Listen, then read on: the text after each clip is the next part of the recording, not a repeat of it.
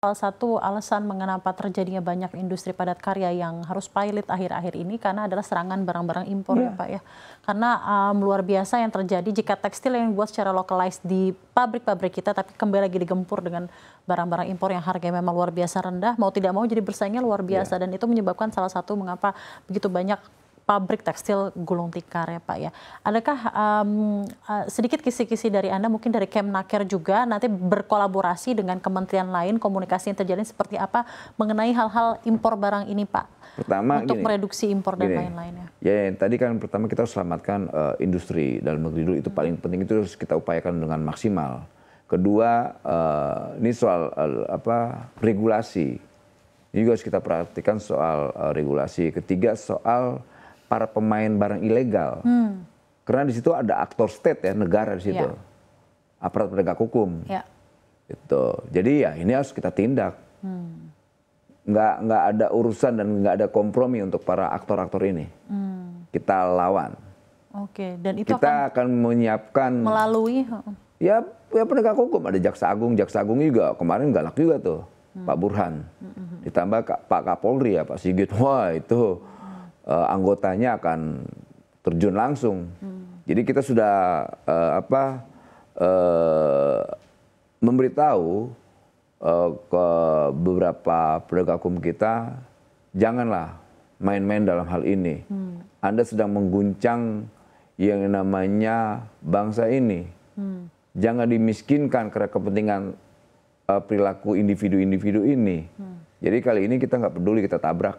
Apalagi kayak saya gini aktivis, nggak peduli dia siapa, kayak mau dia politisi, kayak dia mau penegak hukum pangkatnya jenderal, kayak tabrak sama saya. Jika dia terbukti melanggar dan bukan jika terbukti, memang banyak yang terbukti kok, bukan rahasia umum ini, dari politisi sampai mengenai yang apa. Impor ini ya Pak ya, mengenai impor dan ilegal ya. Oke. Karena mereka hidup di situ ternyata.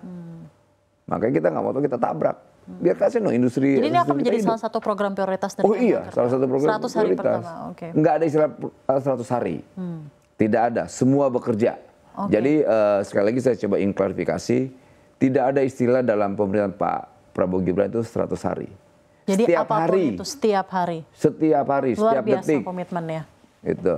Oke, baik. Kita tunggu Pak mengenai hal tersebut dan kita tentunya melihat update-nya bersama. Terima kasih banyak atas komitmennya. Saya kembali lagi ke Pak Saleh. Pak Saleh, tentunya ini mengenai mungkin dari Kadin ya Pak ya.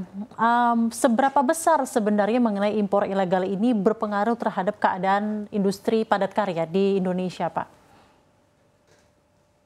Ini sekarang jelas ya, impor, terutama impor yang ilegal itu harus betul-betul pengawasannya harus ditingkatkan, terutama dari selain di pelabuhan-pelabuhan resmi kan banyak juga yang masuk yang selama ini kita tahu di lapangan yang menjadi pembahasan di masyarakat, yaitu pelabuhan-pelabuhan tikus istilahnya, itu yang harus diperketat. Tanpa diperketat, maka industri di dalam negeri kita untuk bersaing dengan industri-industri serbuan daripada barang-barang industri dari luar negeri.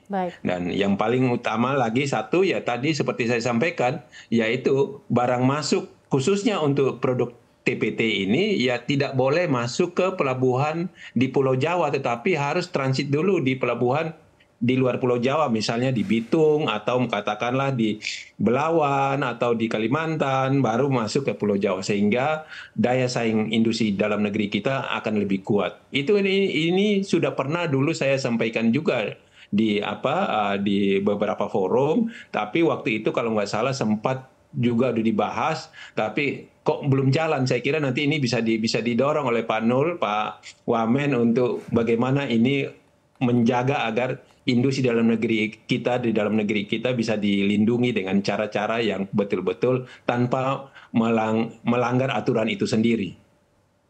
Oke, baik. Terima kasih banyak Pak Saleh. Dan terakhir mungkin ke Pak Noel sebelum kita menutup diskusi ini Pak. Pak Noel silahkan dari Kemnaker apa yang disampaikan kepada pemirsa CNBC Indonesia. Tentunya rakyat ingin mendengar dari Bapak yang baru saja menjabat beberapa minggu ini dan juga komitmen ke depannya untuk tenaga kerjaan Indonesia Pak. Terima kasih. Ini penting untuk disampaikan bahwa pemerintahan Pak Prabowo itu fokus terhadap kerja-kerja kerakyatan. Karena dia punya tanggung jawab besar dan dia akan laksanakan karena dia ini sudah tidak lagi bicara tentang omon-omon ya. Ini sudah praktek. Artinya fase pemilu kampanye sudah lewat. Nah sekarang fase kerja. Tinggal buktikan karena ini kan ekspektasi rakyat ke Pak Prabowo pemerintahannya kan cukup tinggi.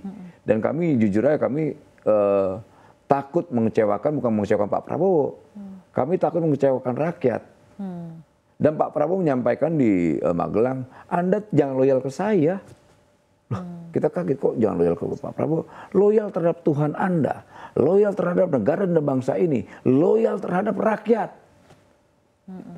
Jadi manfaatkanlah pemerintahan Pak Prabowo ini untuk kesejahteraan bangsa dan rakyat. Dan ini momentum Indonesia untuk bangkit lebih maju untuk menghadapi 2045 Indonesia unggul.